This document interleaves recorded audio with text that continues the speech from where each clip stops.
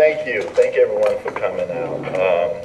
This is a great, I think, panel that we have, and I think this is a very good occasion. I think it's very befitting for what we're going to discuss, being that we have an African-American male running for president for the first time in this country that has a strong possibility of winning. So this subject matter is really very, very important and poignant at this time. I'm going to ask each of the panelists to have about, there you go, you have about 10 minutes to kind of tell you a little bit about themselves and what their work is all about and this kind of thing. And then I'm going to start off with a couple of questions for them to kind of get the ball rolling. And then I will open it up to the audience with questions. My first panelist will be Shaun Leonardo. Do I say L? Which one are we going to start down? Okay, we'll start down to Nate. Can I show a couple of your images as well? Yes. Go ahead. Okay, she's going to show a couple of images.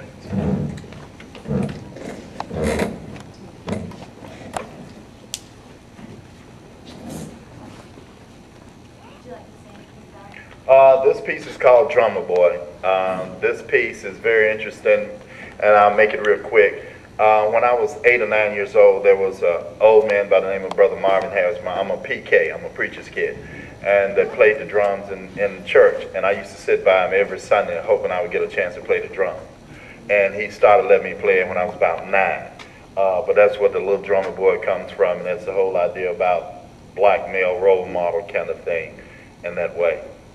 So that is a piece done of my son and I. He was like 10. And at the time that I did that of he and I, and that's another, I was trying to do images that would be related to the black male. He had me, he didn't commission me, but he had me to do that for his Mother's Day last year as a surprise for her. So, and that piece is called I Am, and that piece is part of my graduate series that I did when I was in graduate school. And it's me, it's my son, and it's my daughter, and then the person that's not present, it would be my ancestry, because there's no way to define exactly where my ancestry comes from. So partially it's known, and my son is the last of me, so that would be my future that has not been quite decided yet, extension of me. So that says I am. That one is called Society's Grip on Man. So you can see the hand gripping and all the complexities there are in relationship to that, so that's what that piece is about. And that one is called United We Stand, and that's another piece that is a part of my graduate series about the African American history in terms of United We Stand with, even though there's a lot of pulling or tension, but we never really break because there's always an omnipotent one or a guiding hand that holds the threads of everything together. So that's what the I in the center is all about. Got it. Oh, so who's going first? I gotta do the podium because... Well, we'll start with Dr. Matthews. All right. Because they clap, they get extra credit. All right, my name is Graham Matthews, and I'm a associate professor of early childhood, but I'm also a patron of the arts. And we're going to look at 3 paintings. This is Huey Lee Smith's The Boy with the Tire. This painting is circa 1960. Huey Lee Smith is painting. This is from Detroit, Michigan. The street is John R. This is during the renovation of, this is the Detroit Institute of Arts. All this is being redone. Detroit is being redone. The young African-American boy is painted with his face in the shadow. He is depicted in a barren, decaying landscape of blight and urban renewal in 1960 Detroit. It is a painting of a lonesome male figure amidst the inner city disruption in modern United States. A city where 35% of the children today live in poverty, 62% of the children live in single-parent homes, 60% of children are living in families where no parent has a full-time, year-round employment. 30% of the children in Detroit live in homes where the household head is a high school dropout.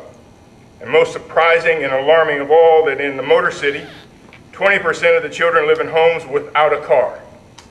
When Huey Lee Smith was Huey Lee Smith an artistic prophet when he, in 1960, depicted the future plight of the young black male living in Detroit?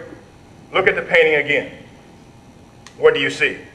It's like observing the death of Detroit as it sinks into oblivion and as its citizens are ravaged. One is struck by a fundamental transformation. In the period of 1940 through 1963, Detroit was the greatest manufacturing city in the world, unmatched in real physical productivity. But during the period from 1964 to 2004, Detroit became synonymous with blight, decay, and beyond imagination. According to the Census Bureau, in figures released in 2007, Detroit is now the poorest city in America, with fully 1/3 of its residents living below the official poverty line, and a household income of nearly $19,200 for a family of four. Nearly half of the city's children, 48%, live below the poverty line. What sense of hope is depicted? What sign of life is visible other than the shrubs? All right, next slide. This slide. Alan Rohan Crit, Parade on Hammond Street, circa 1935. If you notice, this is in Roxbury, Boston. And Mr. Crit, New England, upper class black man. Educated, formal art training at the Boston Museum of Fine Arts. Later earned a Bachelor of Arts degree from Harvard University. Worked for most of his life as an illustrator in the planning department at the Boston Naval Shipyards. And for you young people, you may not have studied this in your history, but before General Dynamics started building boats, the Navy built its own ships. There was the Philadelphia Navy Shipyard, the Brooklyn Shipyard, the Portsmouth Shipyard, the Boston Shipyard. They were all done by the government. And then when the government turned them over, that's when the industrial military complex began. In this work, you will note that Alan Crit used bright palettes rather than the more somber tones of his neighborhood paintings.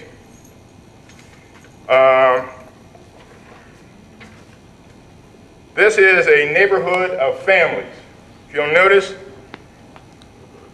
it's the beginning of a parade on Hammond Street in Roxbury, a section of Boston.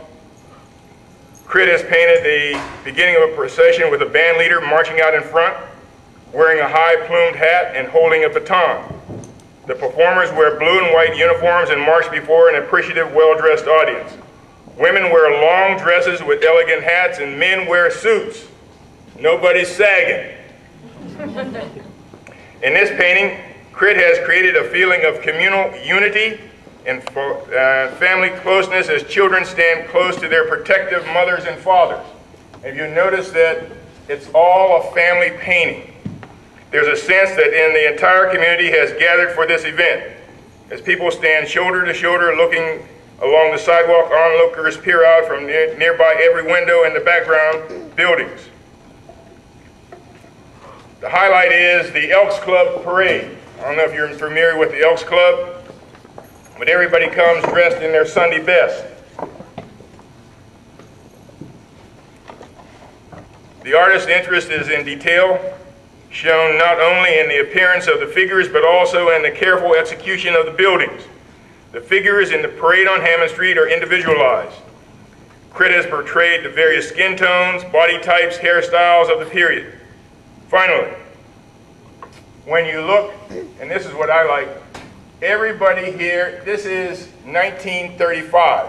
This is the height of the Depression, but look how they're dressed on a Sunday.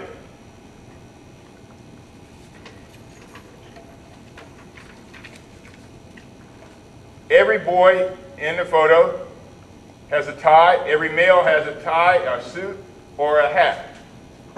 No one is dressed casually. Final slide.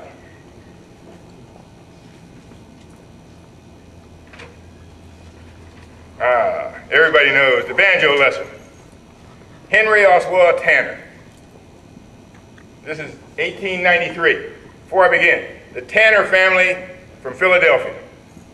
His father was an AME bishop. His sister was the first black female to graduate from the University of Pennsylvania Law School. His brother was the first black to graduate from the University of Pennsylvania Dental School. So you're talking about middle-class black people in the 1800s. He was the son of an AME minister who later became a bishop. Tanner studied at the Academy of Fine Arts in Philadelphia. So, let me go up here. Everybody can see? Now, I'm not an art historian, but I do know this. There are three sources of light. 1, 2, 3. But when you look at the photo, what are you drawn to? You're drawn to the banjo lesson. Tanner sought to represent black subjects with dignity, and he wrote, "Many of the artists who have represented Negro life have seen only the comic, the ludicrous side of it, and have lacked sympathy with and appreciation for the warm, big heart that dwells within such a rough exterior.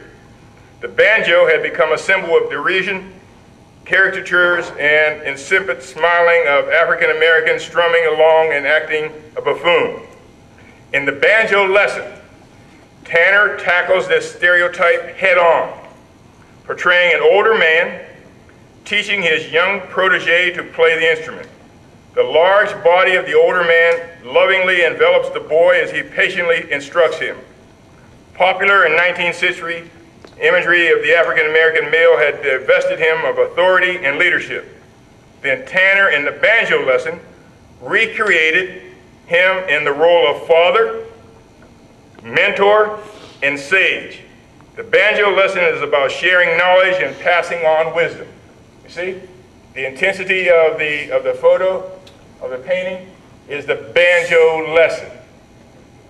In 1894, Tanner gave this to the Hampton Institute. This painting today is in the home of the president of Hampton University. It hangs over his sofa in his living room. Finally,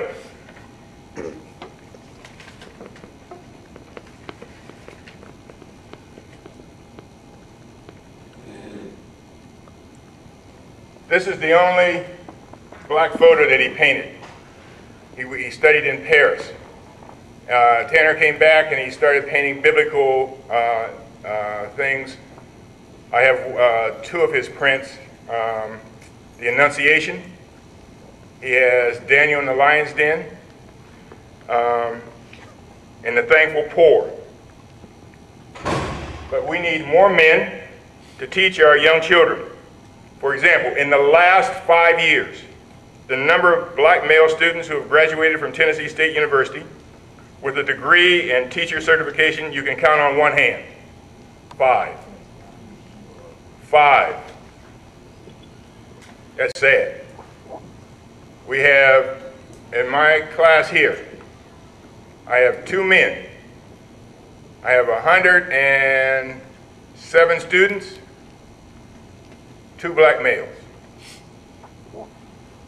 Raise your hand if you're my student, if you're a black male. Right there, there are the 2. That's sad. And we send our children to school, and females, they're too active. They need to sit down. They're little boys. I don't want them to sit down. Finally, we need more men to teach our young children. If there is someone you feel should be teaching young children, then send them to me and the Department of Family and Consumer Sciences, Early Childhood Education, at the School of Agriculture and Family and Consumer Sciences. Thank you.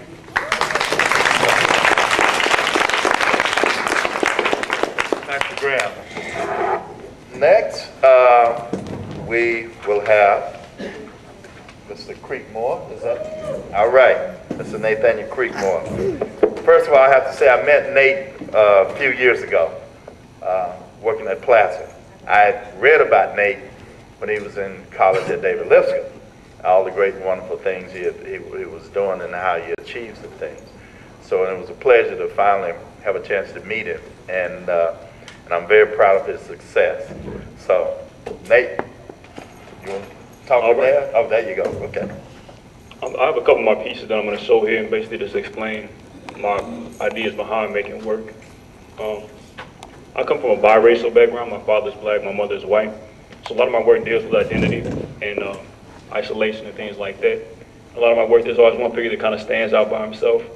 This is a piece about jazz players, and the one that's isolated is the guy in the back on the violin. Doesn't quite fit in with everybody else doing the jazz thing. And I come from a cartoony background too, so a lot of my stuff is has kind of an absurd quality to it and sort of a caricature look about it. And this piece is called Black and Blue, and it sort of pulls from just the coolness of playing jazz, you know. So you go to the next piece. This is a piece that anybody that's ever had a steady job can relate to, I think. You go to work and you just keep going to work, and it's sort of a daily grind. It sort of wears at you after a while. And this is set up like a page from a comic book or a graphic novel. You see the man in the opening panel who's getting off of work from the construction site, and it says, "I work on the weekends." And the weekends they work on me, and you can see how it's kind of cracking his skull there in the final panel. This is a piece in the series I did called, it's the Orthodoxy series I did. There's one piece that's in the show right now, the final piece. It's called Mark of the Orthodox as a Black Face Mask. And it's all about what it means to be black and sort of the different schools of thought and the way they kind of combat with each other. And this one you've got kind of sort of a militant, sort of a Garvey figure on the right, who's sort of attacking the more conservative man on the left. It's sort of the main thrust of this piece. Again, it does a lot of randomness. A lot of my work does. Go to the next piece. This is the other piece in that series. Again, that's the man that's sort of separate from everyone else. Sort of about what does it mean to be black. And the guy on the right is sort of a stereotyped image of what we get of what we think about African people. He's not necessarily from any specific tribe. He's kind of a conglomeration of different images that you think of when you think of Africa because of our limited knowledge of what it is to be African, as in from the continent. And I'm a cartoonist, and my strip is called Maintaining, and it's about a biracial kid who's trying to kind of figure out where he fits in the world. The top piece is kind of one of the more frivolous ones. He's if you see him in the first one, he says, "Look, Anton, look at her, Anton. They're huge. Am I wrong for noticing? I can't help it. I try to look at her in the eyes, but I keep looking down." He says, "Yeah, Jill does have some big lips. One kid, that's all I need, one." So he's kind of, has a thing for some big lips. Now the bottom one is has more of the theme of the strip. It's about what it means to be biracial. How do you fit in the world with a black mother and with a black father and a white mother? And Marcus, the biracial protagonist, is talking to his little brother. He says, "By eating the Oreo cookie, Tavian, we celebrate our African American heritage. Black and white are close, but not mixed. It's up to us to grind them into one agreeable flavor." And the father's in the background saying, "Who ate all my cookies?" He says, "Unity, Anton. Can you taste it?" Heritage.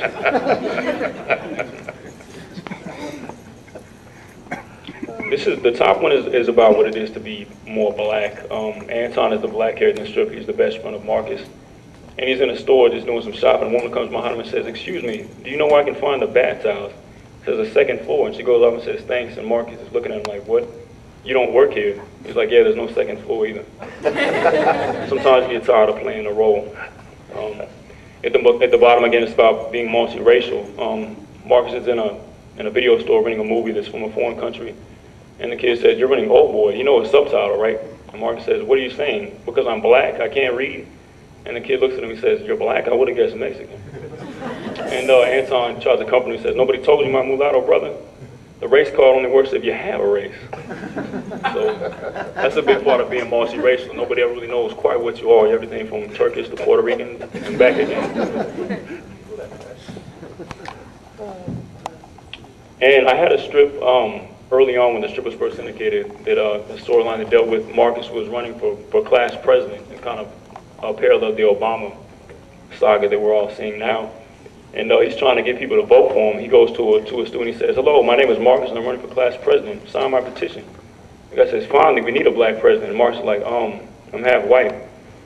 And then the kid looks at him and goes, "But mostly black." And I was like, "Oh, black president, it's about time."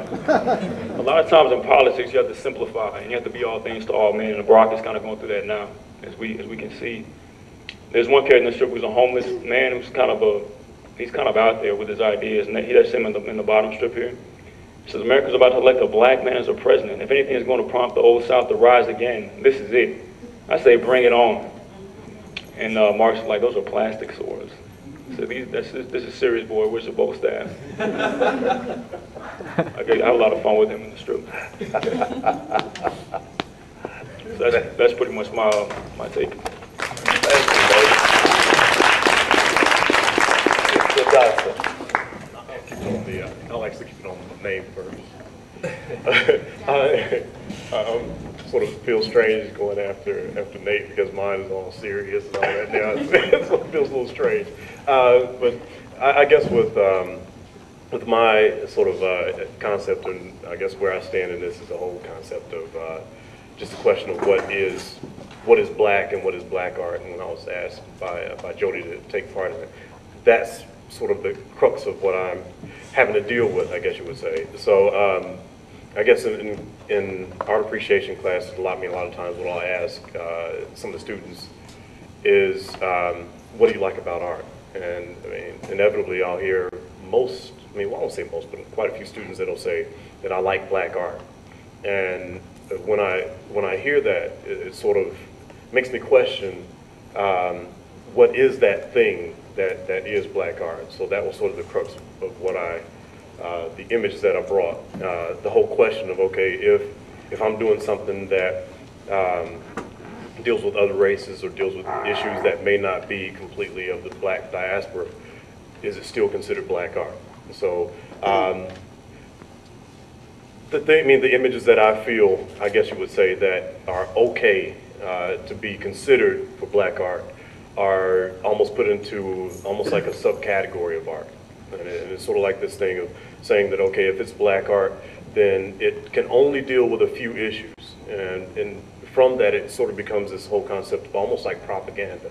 And we've been forced as black people, just by the way we look, as categorized as a group, as opposed to the individual concepts and ideas of people that are much more complex than just one concept and state of mind. So it sort of hurts a little bit to know that when someone sees my work, they can't really fit it into that box, so they therefore say, well, it's not black art. And that sort of makes me question, well, all right, if I'm speaking about myself and I'm a black male, then wouldn't that automatically categorize it as dealing with the black diaspora? But a couple of issues that we only see as being sort of okay to deal with in black art are concepts such as the first slide. It's okay for black people to deal with concepts that are very broad. Completely broad. So if I'm going to deal with sexuality, I have to deal with almost the over-sexualized black male and the sort of the prowess of the black female. So if I'm a black artist and I'm creating black art and I'm dealing with black love, then it may fall into something such as these images here, because that's what people want to see in order to categorize that. All right, the next slide. If it's another concept, the whole concept of music and dance. Since we're so tied to that concept and that idea of music and dance and that actually being a part of us, even though we are more complex in that whole concept, and we think about, I mean, sort of taking that trip back to Africa, and that idea has sort of been raised. It is so multifaceted that the whole watered down concept of just saying music and dance is just that part of us that we can show in a work of art. Sometimes it may be beats and rhythms that are so complex that they can't even be seen as an actual visual, visual work of art. But this is one of the issues that we sort of are okay to deal with as black art. The next one is religion. The whole concept of oversimplification of what God is in order to make God on our level or Christ on our level. Then the whole idea and the whole concept of these images that bring him down to us makes it easier for us to, so now, before I go any further, these are images that a lot of people will put on their walls. And most definitely, if this is a step towards understanding visual imagery, then by all means, then they are the most valid pieces of artwork that ever are made. But if it's just to sort of say that I have black art on my walls to make me feel better, then I believe there's a problem with it. I mean, it's not to say anything about the actual artwork at all. It's to say the standpoint that the person is buying it to make themselves sort of fit into the group. Then I think that it's not speaking to you on your specific level. It's speaking to everybody on their level as the group, as opposed to what does God and what does Christ mean to you. Right. Next. Also, Black Pride accomplishment and memorial. The whole concept of having Tupac and Biggie on your wall makes you connected to rap, or makes you connected to the urban culture. When in actuality, if you sort of learned about what those two gentlemen had to go through to get to where they are, and what their plans were, they may not have been best to fit on these images. Also Obama. I honestly believe that he will, I honestly believe that he'll win it if something doesn't happen. But if he does win, I think he'll take the place of Martin Luther King as being on walls. Right now, Martin Luther King and sort of Jesus are the two figures that we really put on the wall. If Obama wins, most definitely he's going to take his place and probably will knock out Jesus and Martin Luther King in one swipe, just because it's the standpoint. We need some. It's almost like we need a hero. It's sort of like I guess that word is kind of nice to actually put in this whole concept. We need a hero, and that would be that hero that would take the place. The whole concept of black family. My concepts and ideas of black family are so tied to my parents and my grandparents and so on and so forth, that it would be hard for one work of art to actually stand for black family for me. But for so many of us, when we actually purchase that work of art, we're saying black family, but that same piece of artwork has been created probably 10,000 times. There's 10,000 other families that have that same work of art on their wall, and you have to sort of question, is that work speaking for you the same way that it's speaking for somebody else, and that on 10,000 down the line? And if not, then sort of why are you grouping those concepts together? It becomes similar. It becomes similar to that whole concept of possibly. Okay, it becomes similar to me. I have to sort of speak to my own. It sort of becomes similar to the concept of propaganda. And how do you get a group of people to stand for one issue? Then through art is one way that one will actually tie a group together in order to go forward and do whatever it is, no matter, it doesn't matter what that thing is, but art is going to tie that concept and that idea together to have those people actually move forward with that. So sometimes these works of art that we consider black art can also be considered propaganda. And propaganda is almost seen as this negative aspect or this negative concept. But it does actually, when we look at it at its heart, it's there to actually group of people together. It may make them stronger, but in some issues, it may also make them weaker. And I think that's one of the reasons why we have a negative concept of propaganda. But we do have a tie, as black people, I don't know if everybody knows, we do have a tie to concepts of communism and socialism that bind us together a little more than some might think.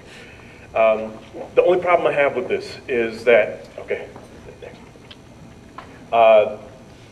I'm an artist myself, and I'm an educator, and if I'm only picking those images that tie us together and attempt to speak for us as a group, then I have to almost negate works such as All Cats Are Gray at Night from Sam Gilliam. I have to almost negate works such as A Ladder for Booker T. Washington by Martin Puryear, because they don't fit they don't play the scene. They aren't those sort of romantic ideas and romantic images that sort of fit into what black art is. But these actually speak to the black diaspora just as those other pieces do. But we wouldn't really consider these pieces to be considered black art. That same concept, if we look at artists such as Kehinde Wiley and Barkley Hendricks, that do speak of maybe the whole concept of bravado, maybe the concept of the black male, the strength of the black male, then these images, since they don't really look like those other images, may not fully be considered to be black art. So that's where my sort of crux and problem comes in when I hear that question of, well, do you do black art?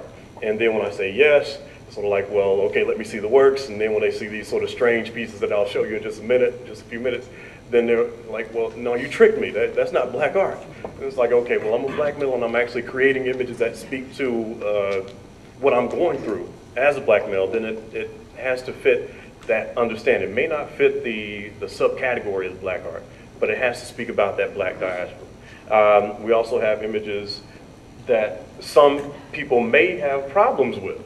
All right. If I'm speaking about the whole concept of bravado and the masculine black male, then what happens when I show images such as Caleb Lindsay, or videos or image steals from Caleb Lindsay, or Samuel Faso that sort of go against that whole concept?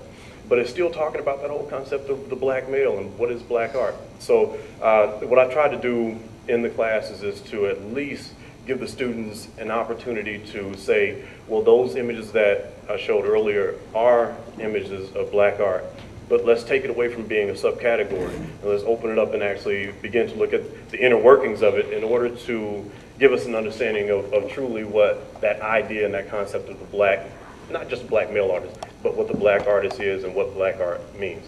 And what I usually do is at least attempt to give a number of different names. I will also be putting Shaun, Leonardo, and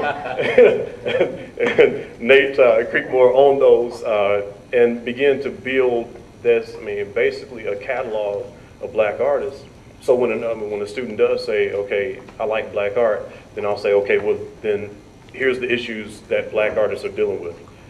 Take these issues, find the artists, look at them, look at what they're saying, and see, does that fit your concept and idea of black art? And if it doesn't, then maybe you need to broaden your concept of what black art and what black artists are. Right? And the rest of them are some strange images that I do. I'm actually working with, I've just finished a number of pieces that deal with the concepts of religion and art. And this piece is actually called What a Pieta. And Pieta is actually, the translation is pity.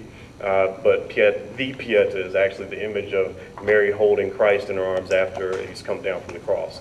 And sort of taking that whole image and knowing that that is the sort of the crux of Easter, then what I did is actually play with that whole concept of, okay, well, we'll put the bunny ears on Christ after he's dead then, if that's what the idea. And this is what I'm saying, this is part of me, and therefore it sort of plays within that black diaspora. The next two images, and I won't go too much longer.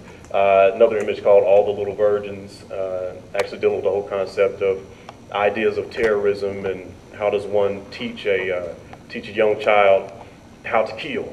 And in order for someone to cause terror, then that's not something that they probably learn as an adult. That's probably something that's built into them as a child. So just as a little girl might play with a doll to understand how to nurture a child, then what I did on the one on the left is actually deal with those dolls around the waist as sort of images of what we say as terror. So almost like the bomber. The other one is In Jesus' Peace We Trust, sort of the whole play on that idea of images of very strong bravado urban males actually playing with the concept of what is Christ in their life, and sort of how we sort of look at those images and look at those males as sort of being wrong for saying that, okay, thank you, Jesus, for allowing me to say these words and allowing me to say things that may be sort of derogatory. But then I say, okay, well, I'm a sinner too, so how do I go about judging somebody on the sins that I feel that they have if I'm not looking at myself with that same mirror? And so it's sort of a play on that. And then the last piece is actually called the missionary position.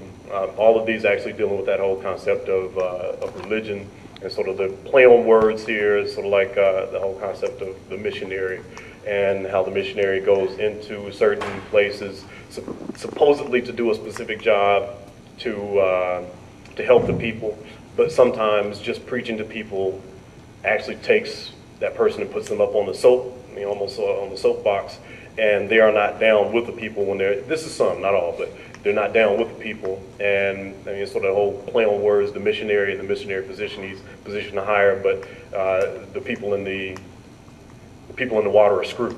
And so it's sort of that whole play on the missionary position, that those two words, the missionary position, together. And those are mine, I guess. Mr. Shaun, Leonardo, you have the floor. Yeah. It's tough being last, so if you need to stand up, wake up a little bit. I'm going to myself, stretch out a little bit.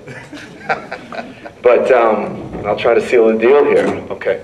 One thing to get out of the way. I'm 29 years old. I'm half Dominican, half Guatemalan, and I'm from Queens, New York City. If that's not complicated enough, my blackness derives from the Dominican Republic, as that was one of the first sites of African slavery in what they called the Americas. So, with that being said, before I go on to explain, I'm glad I started with this. Before I go on to explaining anything, in Ralph Ellison's novel, The Invisible Man, what affected me most was the very last paragraph. The protagonist falls, there's a sort of riot going on in the streets, and the protagonist falls through a sewer hole. And he decides to stay in the sewer by himself. And what he says is that there in the darkness, amidst no one, just alone in the darkness, is where he felt most comfortable. Where no one could look at him and no one could define him based on appearance. And the problem of definition is at the very core of my work. Growing up within Queens, in Queens with a Dominican and Guatemalan heritage, of course my focus is on popular culture and specifically in the hero figure. And in those role models, those icons that I grew up admiring, that attempted to teach me what it meant to be a man. And my work is that moment where I have to investigate myself and figure out for myself whether or not I actually fit within those molds of masculinity. And again, going back to definition, as a child, half Dominican, half Guatemalan, but the first generation born in America, there weren't too many role models on television that I could say, oh, that is exactly who I am. I mean, I don't know many Dominican Guatemalans on TV. So you grasp for things, you grab, and you sort of search for things that appear to look like you, whether it be black or Latino or Asian or Middle Eastern. At some point, I looked at these figures and said, I think I'm sort of all of them. And especially in Queens, the most diverse area in the world, literally where there is more than one language on every street, the idea of definition does not exist because there is no difference. There is no idea of difference because everyone is different. It wasn't until I went to a predominantly white college that I understood what definition as far as identity meant. And it only came into my consciousness because I was now different. So I manifest myself as these heroes, these role models, in effect to try to see whether or not I am the hero figure and what the baggage that I associate with looking at these ideals and seeing, you know, where do I fall short? Because inevitably, we fall short. Next slide. The drawings, oftentimes, I place myself within the role and or subtract the champion figure, the hero figure from the, in this case, this is a drawing of Joe Louis, where I've sort of begun to subtract his details as a way of finding myself within the photo, of seeing whether or not I could actually be Joe Louis. Next slide. And I don't want to describe too much about each piece. It's, you know, we can talk about that later. But, you know, the importance of my work is that there's a philosophical difference, and tell me if I'm being too abstract, but there's a philosophical difference between the idea of identity and identification. And it stems exactly from my childhood. Identity is a grand idea where we sort of grab things, associate ourselves with things in order to compose what our idea of a culture or embodiment of who I am. It's like we look for things and say, this is what I am. I am this style of music. I am this style of food. And you sort of grab it, you place it all together, associate it all together in order to construct what you think is your identity. Now, philosophically, identification is much different. Whereas you hold a mirror up to the world and you say to yourself, what am I not? And it's only really, you construct your identity, and this is the truthful way about it. You construct your identity based on the things you see and determine that you are not. So, in other words, it's a pessimistic way of looking at the construction of yourself. But more often than not, when you're posed with difference, you start to unite ideas of what it means to be you only by posing yourself against other things or other people. And it's a very troublesome way of constructing identity or reconstructing identity because it's based on difference. Next slide. So oftentimes, you know, my work becomes this constant investigation, this painful journey of seeing whether what I am and what I am not, you know, of placing myself within the role of the hero to see, you know, where I fail. And the work, my work in my own mind became much more powerful when I made the philosophical switch of saying, instead saying, this is who I am, to saying, who do I think I am? It was a philosophical switch of trying to make statements and instead posing questions. And the questions did two things. The questions became much more honest. The work became more true because the bottom line is that identity is never resolved. And in particular, blackness is something that always needs to be redefined, recontextualized, and never resolved, which is very important at the core of my work. Next slide. So duality, of course, becomes an important thing where this is a piece. What you're looking at now are my paintings, but the wall, the white that you see is the wall. These are all cut out of plywood, so they are mounted directly to the wall. They're 3/4 inches thick, but they're larger than life. This, in particular, is about 10 feet by 10 feet. So each figure is larger than a normal person. But I also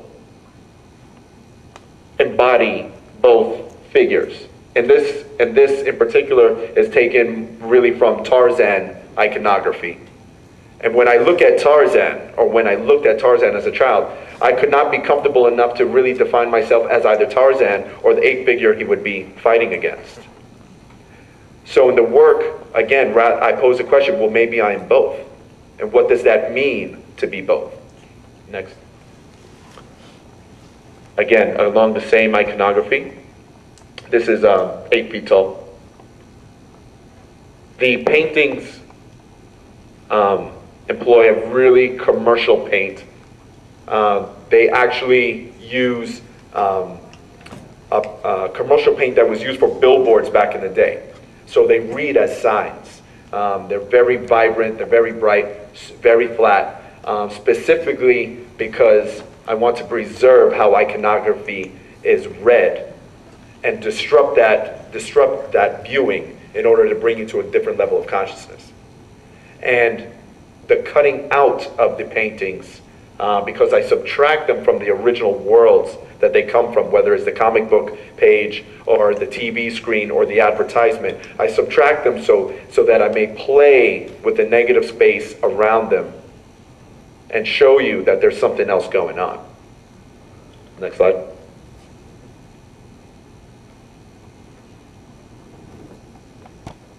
Again, along the same iconography. The work has become less distinguishable because I'm sort of mixing different elements all into the same piece. Whereas the work used to be clearly distinguishable as a superhero or as a Tarzan figure, now they're becoming more troublesome. And the reason for that, I often call my paintings and drawings hybridizations. And the reason that I start to mix more elements, more disparate elements, is because they reflect more honestly who I am. I am not as easily solved as one might think. So I needed to make my paintings justifiably so. Next. Where do I begin to talk about this?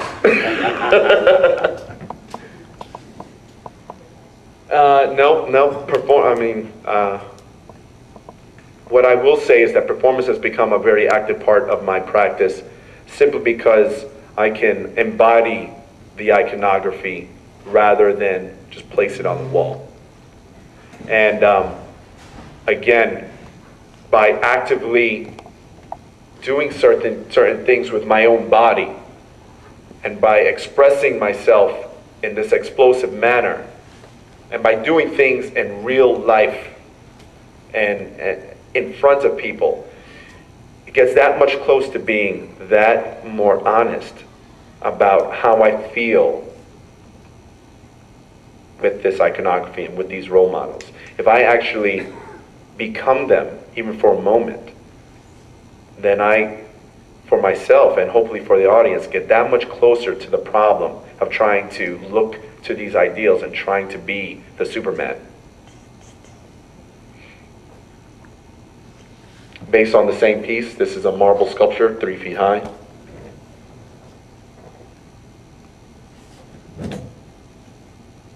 Another superhero type figure, painting, cut out. Again, sort of different elements being applied here. Go ahead. This is a piece that is 20 feet long, 5 different plywood pieces, more rooted in the superhero figure, in the Superman figure.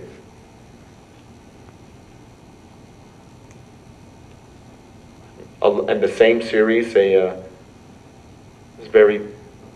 not very often you see a Superman in this sort of pose. Go ahead. Perfect. I know there's probably something else I wanted to say, but I'll leave it at that. Thank you. Okay.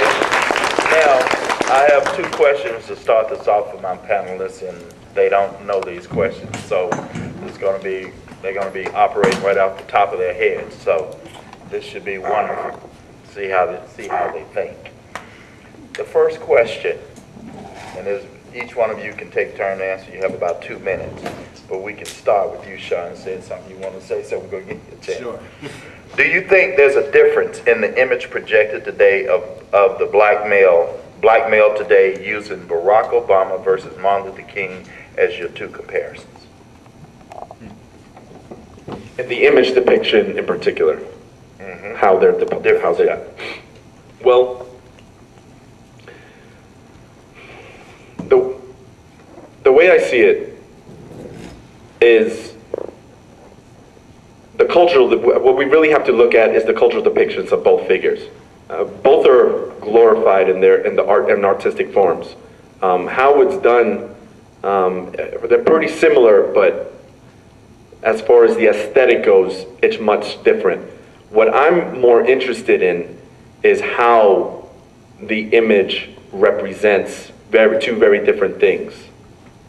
The images, the godly images that we see of Martin Luther King are represented that way because it is, for so many youths, a past that can't be grasped. So he's depicted in this almost Jesus-like characteristic because it is something that is almost beyond our reach and understanding of how a man can do such amazing things. And with that in mind, you have to ask, do we have a lack of heroes if we have to depict Martin Luther King and so often such an unrealistic manner? Whereas Barack Obama, not saying that we are not doing the same, because we are. However, you often see Barack Obama's image in more poster-like form, specifically because he is so real. He is someone existing. So I find less difference in how we represent them, but how we consume the images. It's because Barack Obama is someone we can actually grasp and aspire to, and he represents something that is very, very real in the here and now. And with that in mind, we have to consider now, if there is a hero living on earth, how does that translate responsibility to everyone looking at these posters and images of Barack Obama? Thank you. Sam?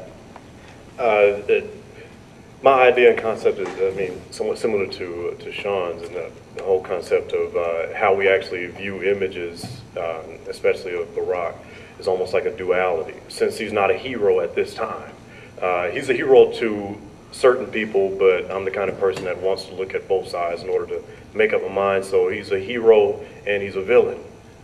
So the images on the commercials, I look at those as actually artistic images too. They are actually propaganda, as I was talking about before, but sort of propaganda to sort of either intimidate us into not seeing this person as the greatest thing that's ever been made or the greatest person ever, versus the images of others that will say that yes, this person is the greatest person that's ever been, that's ever attempted to be president. So I'm looking at these two images, so it becomes more of an image that Barack is the hero, but he's also the anti-hero.